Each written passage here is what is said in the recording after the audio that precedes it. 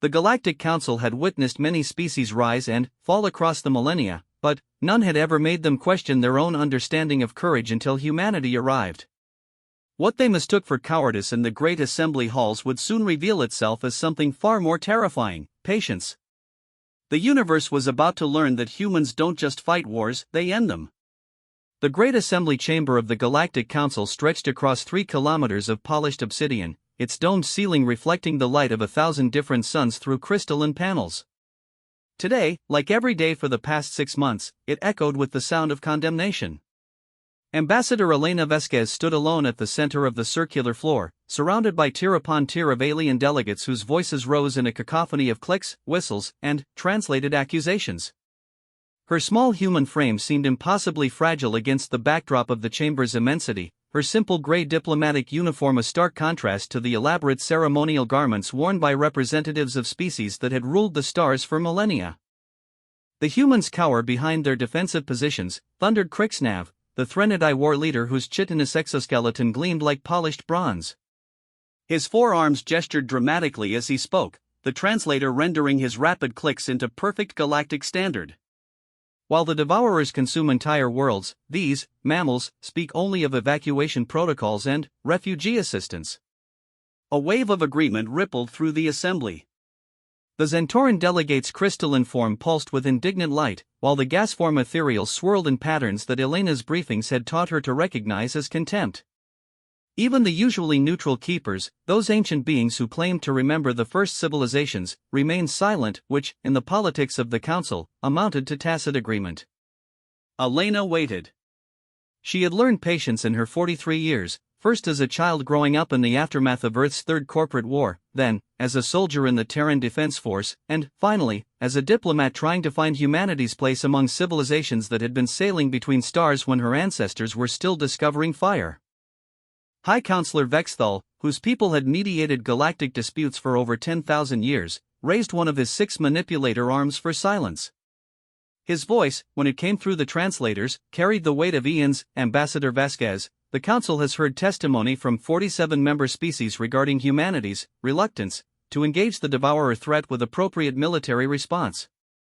The Threnodai have lost 3 colony worlds. The Zentorans have seen their crystal gardens burned from orbit. Even the mighty hegemony has withdrawn from 2 sectors rather than face the Devourer fleets alone.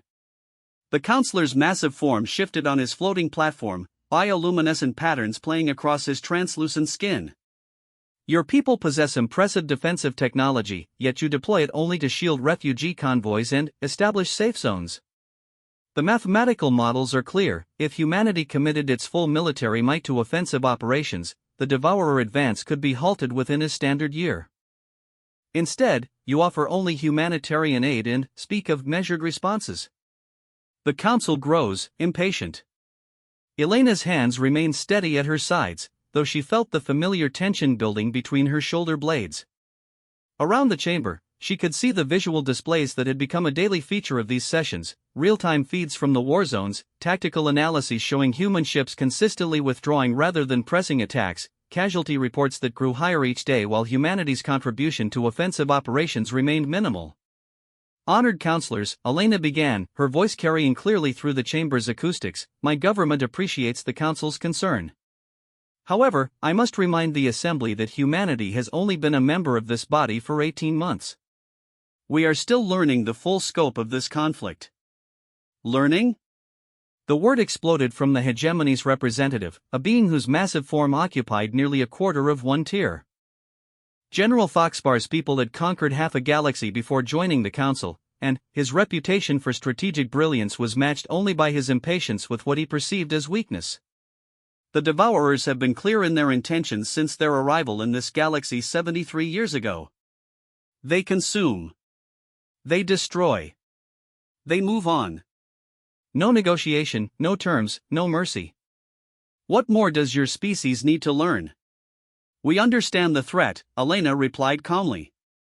Our intelligence services have compiled extensive data on Devourer tactics, technology, and behavioral patterns.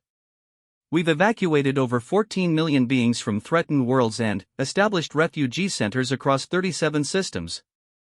Our medical ships have treated wounded from every member species. Evacuation, spat Crixnav, retreat. Medical aid. The actions of a species that has forgotten what it means to fight for survival. Elena felt something cold settle in her stomach, though her expression never changed. She had seen that look before in the eyes of corporate security forces who had dismissed the resistance movements on Earth as too small to matter, too scattered to organize, too human to be truly dangerous. History had not been kind to those who had underestimated humanity's capacity for patient preparation. Counselors, she said, humanity requests a recess from these proceedings. 48 hours to consult with our government and provide a final response to the Council's observations. 48 hours? High Counselor Vexthal's bioluminescent pattern shifted to what Elena recognized as mild amusement. Very well. But, understand, Ambassador, that the Council's patience nears its end. If humanity cannot commit to meaningful military action against the Devourers, the Council may be forced to reconsider your species' membership in this body. The threat hung in the chamber's recycled air like a toxic cloud. Expulsion from the Galactic Council meant isolation, the loss of trade agreements that had revolutionized human technology, and abandonment to face any threats alone. It was, Elena realized, exactly what they wanted her to think. She bowed slightly, a gesture of respect that had taken her months to master for an audience this diverse. The Council's position is understood. We will have our response within the specified time frame. As she turned to leave, Elena caught sight of the tactical displays once more. The Devourer fleets were indeed advancing, their dark ships moving through space like a cancer, leaving dead worlds in their wake. But she also noticed something else, something that none of the other delegates seemed to have picked up on. The Devourer advance wasn't random. There was a pattern to their movements, a logic that suggested they were being guided towards something specific. Or away from it. The walk back to the human diplomatic quarters took Elena through corridors lined with the art and artifacts of 1,000 different civilizations. Crystalline sculptures from the Zentoran worlds caught and refracted light into impossible patterns. Threnodai war banners hung beside ethereal thought poems rendered in gas and light. The walls themselves were made from living wood donated by the Sylvani, their surfaces shifting slowly through patterns that supposedly reflected the collective mood of the Council. Today, the patterns were jagged and dark. Elena's quarters were modest compared to those of the older Council members, but they served her needs. She activated the privacy screens and established a quantum-encrypted connection to Earth. The call took 4 minutes to establish humanity's mastery of quantum communication was still catching up to the galactic standard, but, when the connection stabilized, she found herself looking at Admiral Sarah Chen, the current head of Terran Defense Command. Elena, Chen said without preamble, I've been watching the feeds from the Council sessions. How bad is it? They're talking about expulsion, Elena replied. The war leaders are calling us cowards, and even the neutral species are starting to agree with them. Vexthal gave us 48 hours to commit to offensive operations or face removal from the Council. Admiral Chen was quiet for a moment, her weathered face thoughtful. Elena had known Chen for over a decade, had served under her during the Titan mining conflicts, and she recognized that particular expression. It was the look Chen got when she was about to make a decision that would change everything. Elena, I need you to listen very carefully. What I'm about to tell you cannot be recorded, cannot be transmitted, cannot be shared with anyone who doesn't already know. Do you understand? Elena nodded, feeling the weight of whatever was coming. The Council thinks we're cowards because we won't commit our fleets to frontal assaults on the Devourer forces. They think we're weak because we focus on evacuations and defensive actions. They've forgotten something important about humanity. We don't just study our enemies. We learn from them. Chen leaned forward, her image flickering slightly through the quantum connection. Elena, we know why the Devourers are here. We know what they're really after. And we know how to stop them. But it requires something that no other species in the Council has ever attempted. What do you mean? I mean that every species in the galaxy fights the same way they have for millennia. The Threnodai use overwhelming force.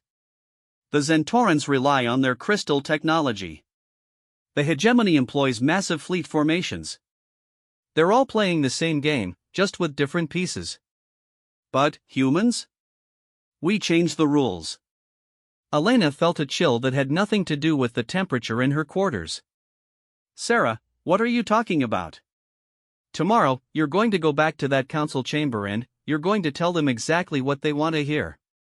You're going to inform them that humanity is prepared to commit fully to military operations against the Devourers. You're going to offer them our entire fleet, our best technology, our most experienced commanders. You're going to give them everything they think they want. And, then? Admiral Chen smiled, and Elena suddenly understood why humanity's enemies had learned to fear that particular expression. Then, Elena, we're going to show them what it really means to be human. We're going to demonstrate why our ancestors didn't survive ice ages and plagues and wars by being the strongest or the fastest or the smartest. We survived by being patient. By being willing to sacrifice everything for victory. By understanding that sometimes, the only way to win is to make sure that everyone loses. The connection ended, leaving Elena staring at a blank screen and wondering what her species had been preparing for during all those months of apparent cowardice. Outside her window, the stars burned with their usual cold light, beautiful and distant and unaware that by the time the next council session ended, the galaxy would never be the same. That night, Elena dreamed of Earth's ancient history lessons, of generals who had burned their own ships to prevent retreat, of soldiers who had held impossible positions not because they expected to survive, but because their sacrifice would buy time for something greater. She dreamed of her ancestors who had looked up at these same stars and wondered if anyone was looking back. By morning, she understood that they had been, and that humanity had been learning from them all along. The council chamber buzzed with anticipation as delegates filled their assigned positions. Word had spread through the diplomatic quarters that humanity would finally provide a definitive answer to the demands for military action. Elena could feel the weight of expectation pressing down on her as she took her position at the center of the chamber floor. High Counselor Vexfel's bioluminescent pattern showed what she had learned to interpret as restrained optimism. Ambassador Vasquez, the council is prepared to hear humanity's response.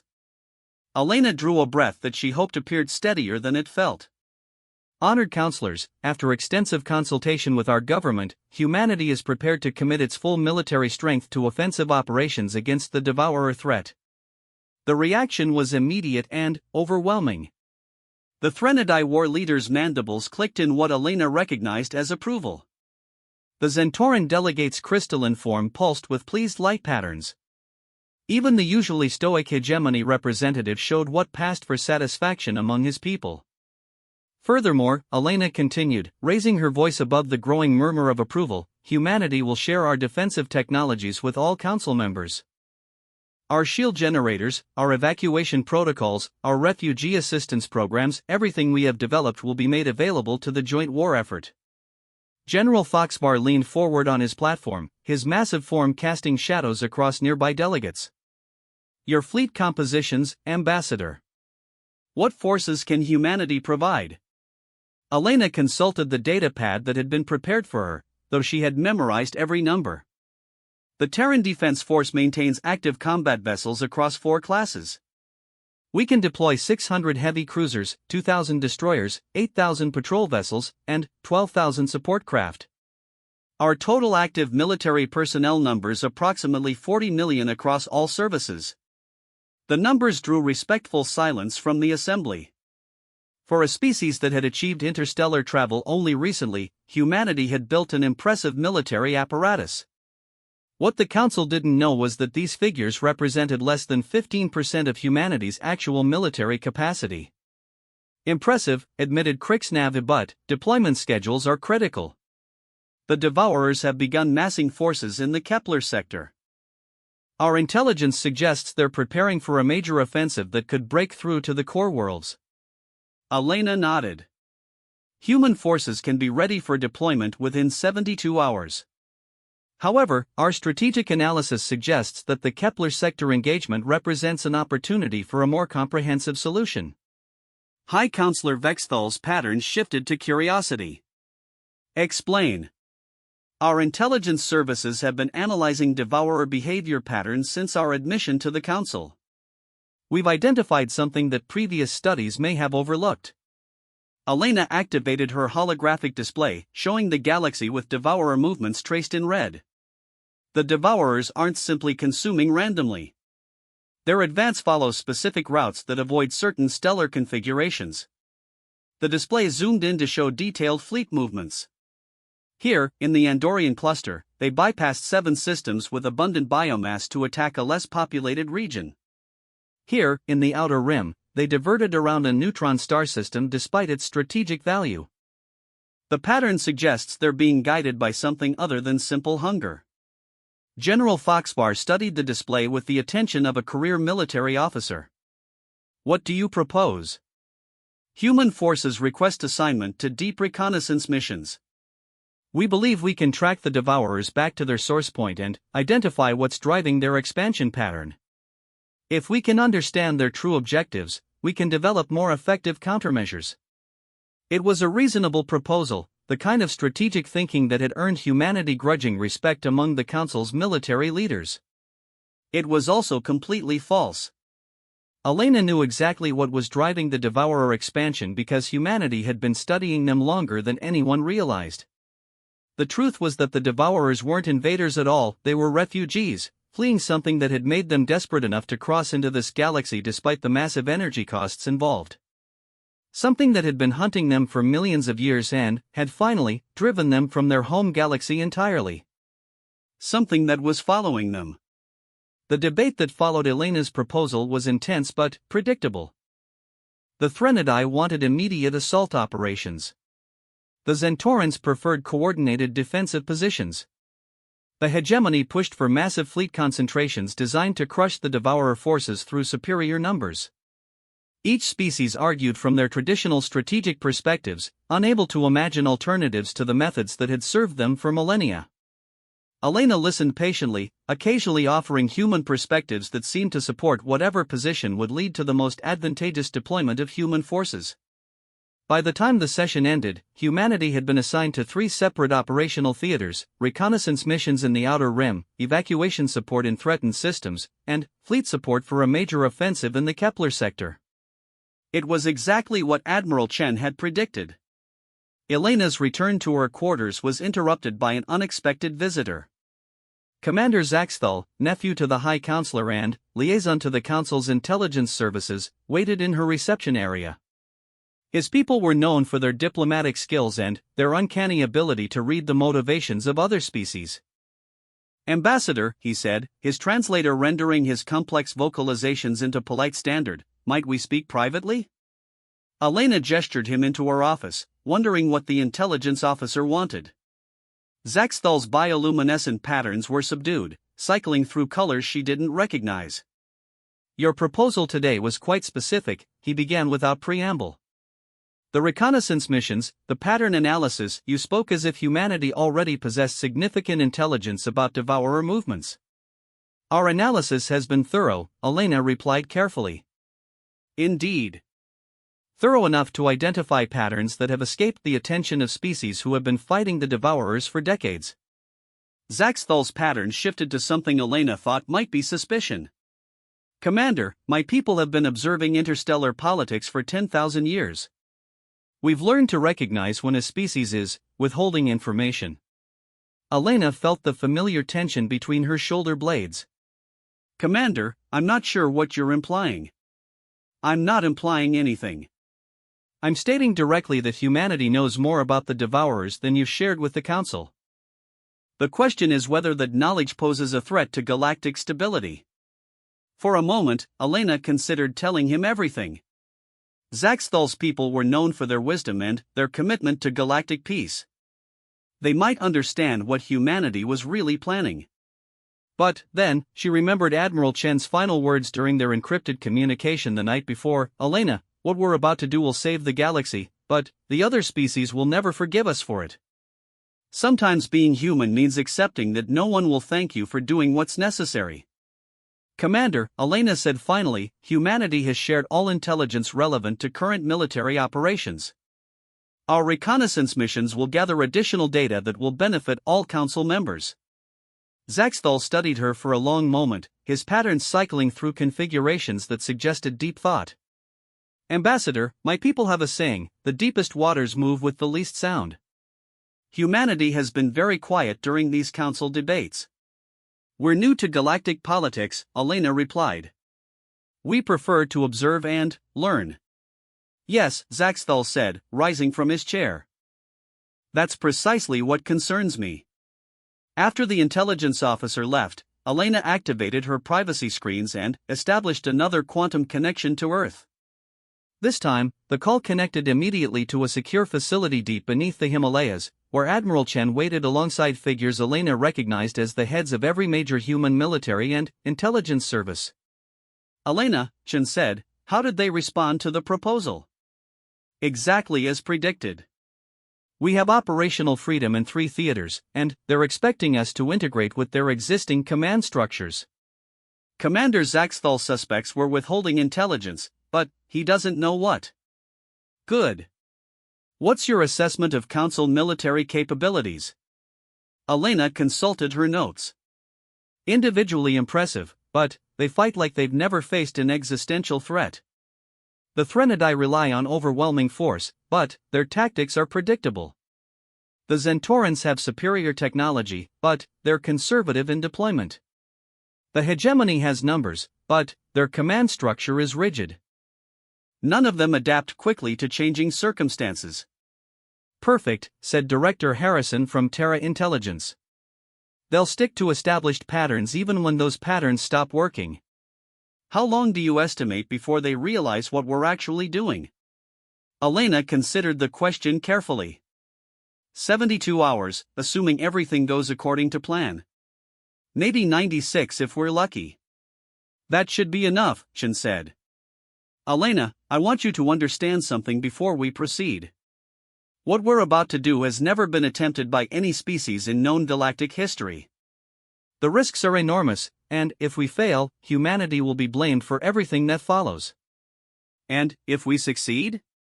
Chen's expression was grim. If we succeed, the other species will hate us for it. They'll never trust us again. They'll spend centuries wondering if we're planning something similar. But they'll be alive to hate us, and sometimes that's the best outcome you can hope for. Elena nodded, understanding the weight of what was coming. Admiral, what aren't you telling me?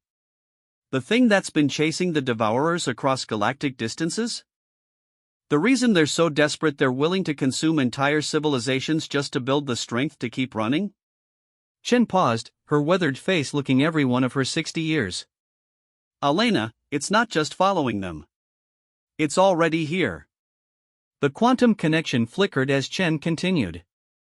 Long-range sensors detected it 18 months ago, just outside the galactic rim. It's been moving slowly, methodically, studying our galaxy the same way the Devourers studied theirs before the consumption began. Our analysis suggests it's been watching us for decades, possibly centuries, waiting for the right moment. Elena felt cold understanding wash over her. The Devourers aren't the real threat. The Devourers are the preview, confirmed Director Harrison. Based on our analysis of their technology and behavior patterns, this thing, whatever it is, views entire galaxies as resources to be harvested. The Devourers are just the cleanup crew, consuming whatever biomass and technology remains after the primary harvesting is complete. Then, why haven't you told the Council? Because, Chen said quietly, the only way to stop something that destroys galaxies is to make sure it doesn't have a galaxy to destroy. Elena stared at the screen, understanding finally, dawning. You're going to evacuate everyone. Not everyone, Chen corrected. Everyone who's willing to be evacuated. The Council species are too proud, too attached to their territories and their histories. They'll fight to defend their worlds even when fighting means extinction. But, humans? We've been refugees before. We've abandoned continents to ice ages, left behind entire civilizations when they became unsustainable. We know how to carry our culture and our people to new places. The deep reconnaissance missions, Elena said, pieces falling into place. You're not looking for Devourer weaknesses. You're looking for escape routes. We're looking for passages to other galaxies that this thing hasn't reached yet. The Devourers had the right idea, they just didn't run far enough or fast enough. But humans excel at both running and hiding when necessary. Elena thought about the massive refugee operations humanity had conducted over the past months, the evacuation protocols they had shared with other species, the safe zones established in supposedly defensible systems. How many do you think will come with us? Honestly? Maybe 10% of the galactic population. The rest will stay and fight and die gloriously, the way their species have always done. They'll call us cowards again, right up until the end. And the Devourers? Chen smiled that cold smile that Elena had learned to fear. The Devourers are going to help us. They just don't know it yet. The connection ended, leaving Elena alone with the weight of knowledge that could save billions of lives or destroy the galaxy's last hope for survival. Outside her window, the stars continued their ancient dance, unaware that humanity was preparing to abandon them in order to save them. That night, Elena composed letters she would never send to friends and family who didn't know that their species was about to attempt something unprecedented in galactic history. She wrote about courage that looked like cowardice, about victories that required accepting defeat, about the terrible responsibility of being the species that others counted on to make the impossible choices. Tomorrow, the real work would begin. Human fleets would deploy to their assigned theaters, carrying equipment and personnel that the Council believed were designed for conventional warfare. They would establish bases in strategic systems, coordinate with alien commanders, and participate in the grand military buildup that was supposed to stop the Devourer advance. What they would actually be doing was preparing the largest evacuation in galactic history, one that would strip the galaxy of everything worth saving and leave behind an empty shell for something ancient and hungry to discover. Elena fell asleep wondering if anyone would remember to thank humanity for their sacrifice, then realized it didn't matter. Being human meant doing what was necessary regardless of recognition, reward, or gratitude. The stars would burn, but somewhere else in the universe, they would shine again. 72 hours after Elena's address to the Council, human fleets began their deployment across 3 operational theaters. To outside observers, it appeared to be exactly what had been promised, a coordinated military response integrating human forces with existing Council defenses. What actually materialized was the most complex logistical operation in galactic history. Captain Marcus Webb stood on the bridge of the TDF Resilience, watching as his heavy cruiser maneuvered into formation with a mixed fleet of Threnodai warships and Zentauran crystal vessels. His official mission briefing described a reconnaissance operation in the Outer Rim, gathering intelligence on Devourer staging areas. His actual orders were considerably more complex. Captain, reported Lieutenant Commander Sarah Park from the communications station, were receiving deployment confirmations from all human vessels in the theater. Operation Exodus is officially active. Webb nodded, studying the tactical display that showed 37 human ships scattered across a region of space larger than most stellar nations. Each vessel carried standard military equipment, shields, weapons, sensors, but their cargo holds contained something entirely different: modular habitat units, atmospheric processors, agricultural systems, and manufacturing equipment designed to support millions of beings in deep space. Status on our alien counterparts? Webb asked. Threnodai battle leader Crixthon reports his forces are ready for advanced patrol operations. The Zentauran crystal ships are establishing sensor networks per standard protocol. They have no idea we're doing anything other than reconnaissance. Webb felt the familiar weight of deception settle on his shoulders. For 6 months, he had commanded evacuation operations, shepherding refugees from threatened worlds while other species had questioned humanity's commitment to the war effort. Now those same evacuation protocols were being scaled up to encompass entire civilizations. Long-range sensors, he called to the science station. Any sign of our real objective? Lieutenant Torres checked her readings carefully before responding.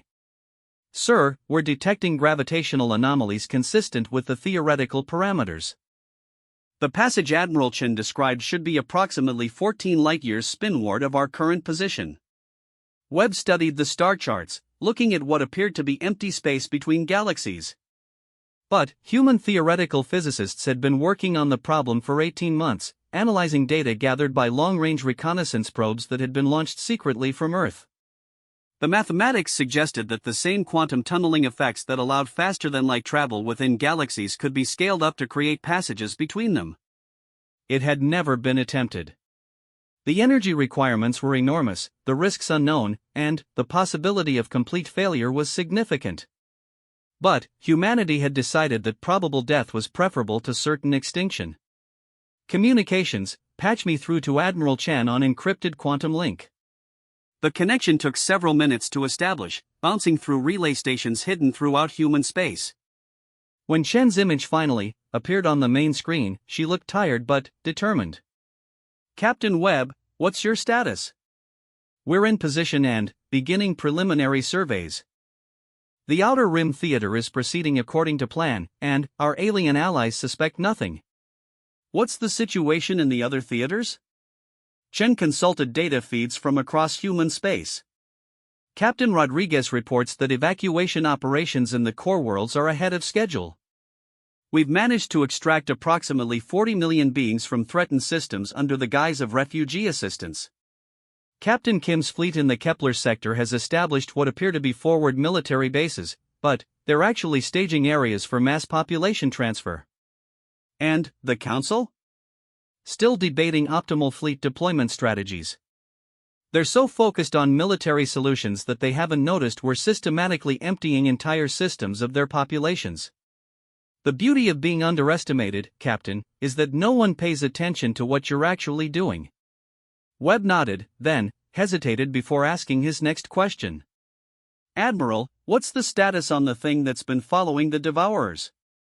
Chen's expression grew grim. Long-range sensors detected movement 18 hours ago.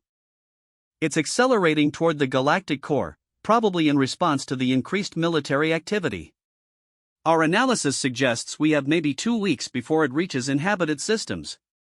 2 weeks to evacuate an entire galaxy? 2 weeks to evacuate everyone who's willing to be evacuated. Captain, I need you to understand something, we can't save everyone. The Council species are too proud to abandon their home worlds without a fight. The best we can do is make sure that when this is over, galactic civilization continues somewhere else. Webb felt the weight of that responsibility. 40 billion humans scattered across hundreds of worlds, plus whatever population from other species they could convince to join the Exodus. All depending on experimental technology and untested theories about interstellar travel. Sir, interrupted Lieutenant Torres from the science station. I'm detecting massive gravitational disturbances in the inner systems. Something big just dropped out of hyperspace. Chen's image flickered as she consulted her own sensor readings. Captain, I'm showing similar readings across multiple sectors. Whatever's been following the Devourers, I think it just arrived. Webb watched in horror as the tactical display updated with new contacts. The objects were enormous, each one was larger than a moon, and they were appearing throughout the galaxy in coordinated formations. As the sensors gathered more data, Webb began to understand what they were looking at. Jesus Christ, whispered Lieutenant Park. Those aren't ships. They're structures. The objects were perfectly spherical, their surfaces reflecting no light but somehow visible to gravitational sensors. They hung in space like dark stars, each one positioned at strategic points throughout the galaxy's spiral arms. As Webb watched, smaller objects began launching from the larger spheres, objects that moved with purpose toward populated systems. Admiral, Webb said urgently, we need to accelerate the evacuation timeline. Already on it, Captain. All human fleets are receiving updated orders. We're moving to immediate implementation of Operation Exodus, whether we're ready or not. The quantum connection ended, leaving Webb staring at a tactical display that showed the galaxy under assault by something beyond the comprehension of any known species. Around his ship, the mixed council fleet was beginning to react to the new contacts, their commanders issuing orders for battle stations and defensive formations.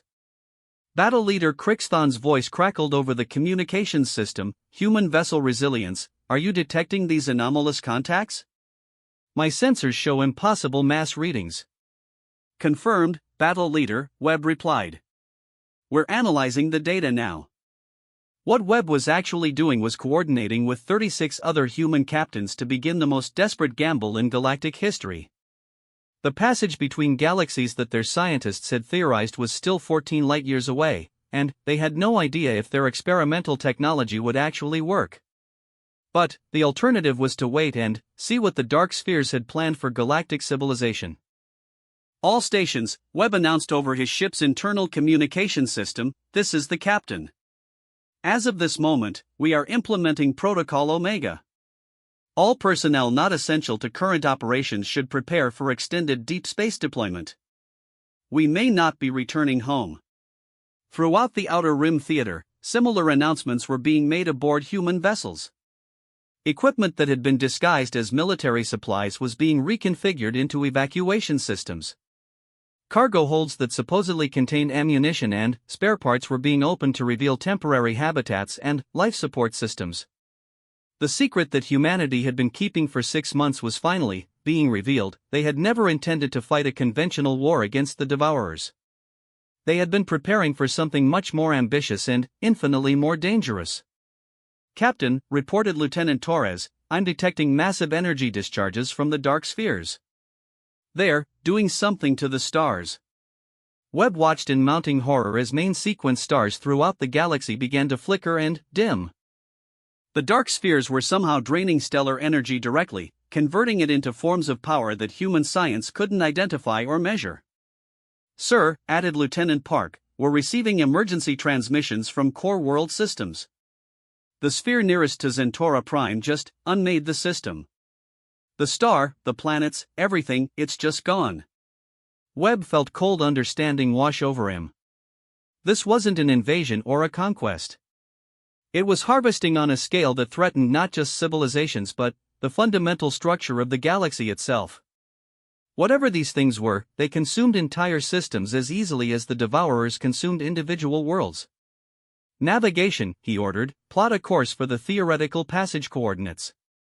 "Maximum acceleration."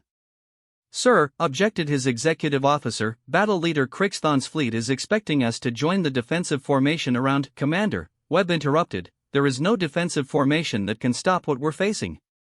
Our job now is to save who we can and hope it's enough." The TDF Resilience broke formation, accelerating away from the mixed council fleet toward empty space between the galaxy's spiral arms. Behind Webb's ship, 36 other human vessels followed, their alien allies calling desperately for explanations that would never come. As the human fleet accelerated toward coordinates that might contain salvation or death, Webb authorized a general broadcast on all frequencies, a message that would reach every human ship in the galaxy simultaneously. "This is Captain Webb, commanding TDF Resilience. To all human vessels, all evacuation fleets, all personnel involved in Operation Exodus, the time for secrecy is over. The galaxy is under attack by entities that consume entire star systems. Our predictions were correct, conventional military resistance is impossible. We are proceeding to implement the final phase of Operation Exodus. May whatever gods are listening help us all." The response was immediate and overwhelming. Across the galaxy, human fleets abandoned their cover stories and began implementing evacuation protocols on a massive scale. Ships that had been disguised as military vessels revealed their true nature as mobile habitats. Space stations that had been presented as forward bases began launching with millions of beings aboard. Even the refugee centers that humanity had established over the past months suddenly revealed their purpose. They had been staging areas for the largest evacuation in galactic history. Webb watched the tactical display as human vessels throughout the galaxy converged on passage coordinates that existed only in theoretical mathematics. Some of those fleets carried exclusively human populations, colonies, and worlds that had agreed to the evacuation once the true nature of the threat was revealed. Others carried mixed populations, beings from dozens of species who had accepted humanity's offer of escape when their own governments had refused to consider retreat.